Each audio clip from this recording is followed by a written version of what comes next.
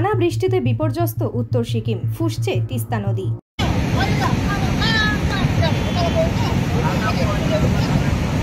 টানা বৃষ্টিতে বিপর্যস্ত উত্তর সিকিম, জলের তোড়ে ফুঁসছে তিস্তা নদী।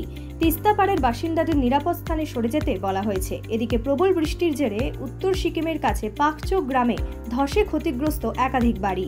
ধসে আটকে পড়াদের উদ্ধার কার্যে নেমেছে সিকিম প্রশাসন। মেল্লিতে ধসে গেছে 10 নম্বর জাতীয় সড়কের একাংশ। তিস্তা বাজার থেকে দার্জিলিং যাবার রাস্তা বন্ধ করে দেওয়া হয়েছে। গুরুত্বপূর্ণ সড়কপথ বন্ধ হয়ে যাবার বিপাকে পড়েছেন মানুষজনেরা।